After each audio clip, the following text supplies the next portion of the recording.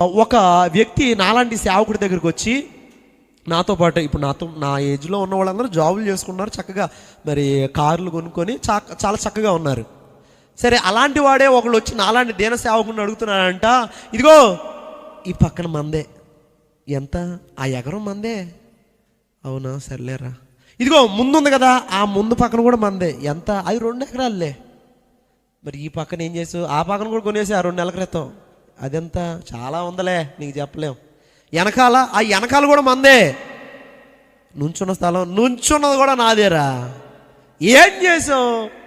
నువ్వు, ఏం చేసావు, నీ బ్రతుకుని ఏం చేసుకున్నావు, వేస్ట్ చేసావు, నాలాగా సంపాదించుకొని నాలా కారులో తిరగాల్సిన వాడివి, సేవ సేవ సేవ అని అన్యులు ఎలా మార్చబడతారా, అసలుకి మన్యువాళ్ళు ఎలా మార్చబడతారా,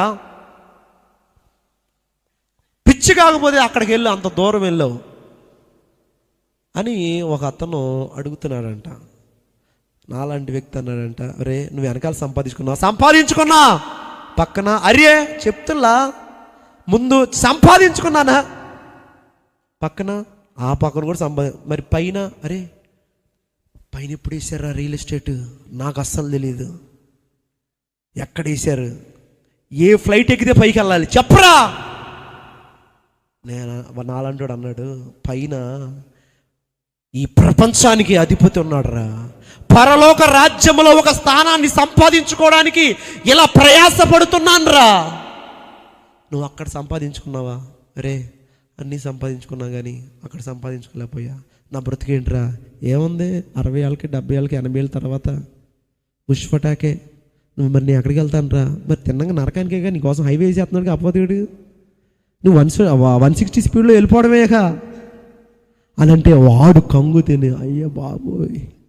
అవన్నీ సేవకు సమర్పించుకొని అవన్నీ సేవకు పెట్టేసి అపోస్తుల పాదాల దగ్గర పెట్టినాడు ఆది సంఘం, అవన్నీ సేవకు సమర్పించుకొని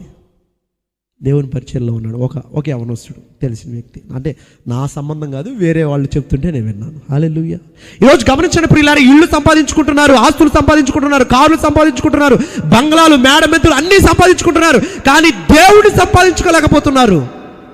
పరలోక రాజ్యంలో ఒక స్థానాన్ని సంపాదించుకోలేకపోతున్నారు. నేను అడుగుతున్నాను, ఇప్పుడు మీ అందరినీ అడుగుతున్నాను, పరలోక రాజ్యంలో స్థానాన్ని సంపాదించుకున్నారా? కానీ